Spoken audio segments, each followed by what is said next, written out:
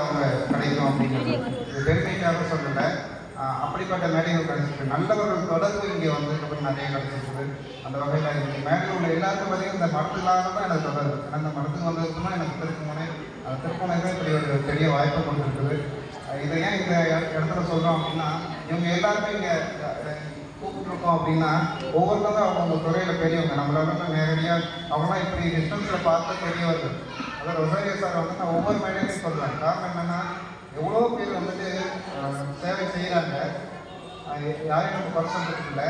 நாங்கள் சின்ன சின்ன விஷயம் செஞ்சால் கூட ஒவ்வொன்றுக்கும் அவங்க கூட அவங்களோட உயரம் வந்து வேறு. நம்மளாம் பக்கத்தில் கூட போக முடியாது. அப்படி தான் நாங்கள் பார்த்தோம்.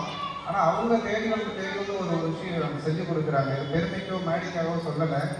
அந்த மாதிரியான ஒரு நல்ல மனிதர்களை தேடி கொடுத்தது இந்த மடம், இந்த இடம்.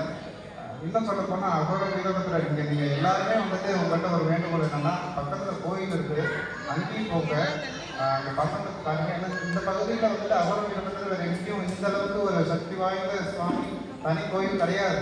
நீங்கள் அங்கே போகிறோம் அப்படின்னாலே நிச்சயமாக வாழ்க்கையில் நமக்கு எப்படிப்பட்ட சொந்தமாக இருக்கட்டும். அந்த சுவாமிக்கு சிறப்பு என்னன்னா முடக்கு தோஷம்னு சொல்லுவாங்க.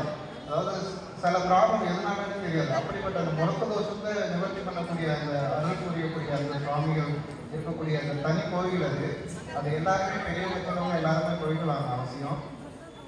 அது மாதிரி இன்னைக்கு பத்மினி மேடம் ஒரு ஸ்லாட் இல்லை, 2 ஸ்லாட் அவங்க புக் பண்ணிக்கிறாங்க. அதெல்லாம் வந்துட்டு பார்த்தீங்கன்னா அவங்க அந்த மாணவிகளை வந்து ஊக்குவிக்கணுங்கிறத இது மாதிரியான குருமார்கள். ஏன்னா ஐயா அசோக்குமார்கள் இந்த தடவை 5 டைமில் வந்து பர்ஃபார்ம் பண்ணுறாங்க. அப்போ அவங்களுக்கு எங்களோட பார்க்கும்போது நன்றி தான் சொல்லணும். ஆனால் அப்படிப்பட்ட ஒரு மிகப்பெரிய விஷயம் அதெல்லாம். அது மாதிரி மேடம் முதல்ல இது பண்ணுறாங்க. இருந்தாலும் 2 ஸ்லாட்டை புக் பண்ணி 2 வெவ்வேறு நாட்களில் அந்த மாணவிகள் இந்த பரீட்சை நேரத்தில் கூட அழைச்சிட்டு வந்து அவங்க பண்ண வைக்கணும். அப்படின்னா பரீட்சையை காட்டிலும் கலை எந்த அளவுக்கு உயர்ந்தது அப்படிங்கிறதுக்கு ஒரு குரு எந்த அளவுக்கு ஒரு தன்னோட மாணவிகள் மேலே நம்பிக்கை வச்சு, ஏன்னா எல்லாம் பரீட்சையினால வரலன்னு சொல்கிற காலகட்டத்தில் அந்த மாணவிகளால் பரீட்சையிலையும் சக்ஸஸ் பண்ண முடியும், கலையிலையும் சக்ஸஸ் பண்ண முடியுங்கிறதுக்கு உதாரணம் இவங்களால் தான். ஏன்னா எத்தனையோ பேர் பரீட்சையை காரணம் காட்டி வரல, நமக்கு யாரும் குறை சொல்றதுக்கு இல்லை. ஆனால் அவங்க அந்த குருவோட அந்த தைரியம் பாருங்க. அவங்க படிப்புலையும் நல்லா வருவாங்க, கலையிலையும் நல்லா வருவாங்கன்னு இந்த நேரத்தில் அழைச்சிட்டு வராங்கல்ல, அதுதான் இந்த மாதிரியான முயற்சி எங்களுக்கு பண்ணுறதுக்கு மிகப்பெரிய ஊக்கம். அனைவருக்கும் மீண்டும் ஒரு முறை நெஞ்சார்ந்த நன்றிகளை தெரிவித்துக் தொடர்ந்து பரதநாட்டிய நிகழ்ச்சிக்கு, சொற்பொழிகளுக்கு, பக்தி இசைக்கு எல்லாரும் கலந்துட்டு சிறப்பிக்கணும்னு கேட்டுக்கிறேன். நன்றி.